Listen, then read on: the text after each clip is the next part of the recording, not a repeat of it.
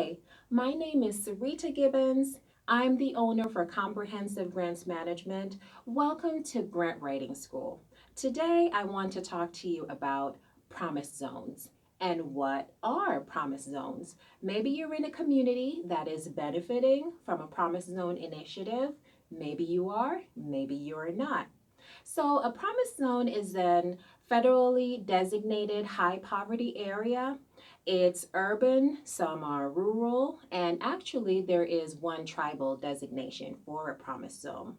There are right now 22 promise zone communities, and they achieved this designation because they had certain characteristics that the federal government asked the entire population to submit an application to become a promise zone. So they were supposed to highlight the negatives of their community. They had high crime, high poverty, low employment, uh, in unperforming schools, low performing schools, I should say, and an assortment of negative aspects of the community. And they submitted their application to the federal government to receive that designation of being a promise zone community. 22 communities achieved this designation. So now they're actually benefiting from the designation. Their designation will last for 10 years. It has a lifespan of 10 years.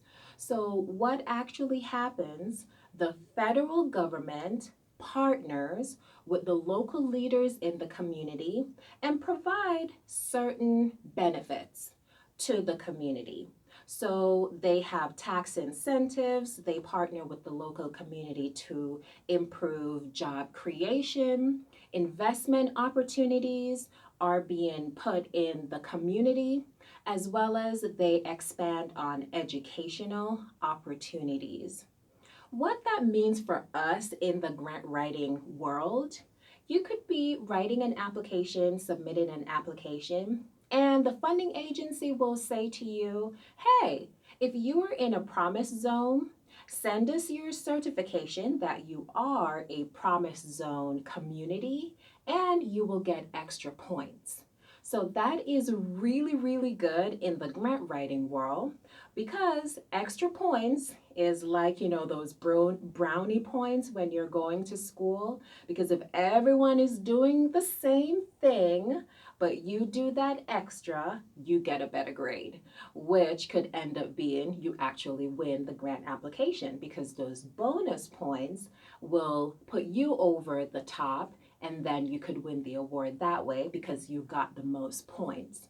So these promise zones are really good in the grant writing world because they give us the opportunity to score extra points, which will give us an advantage and possibly win the grant.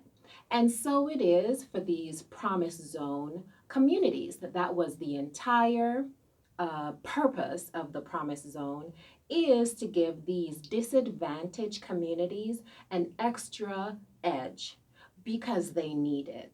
So that is what a promise zone is. 22 communities that is given special treatment because they need it because their community is so disadvantaged.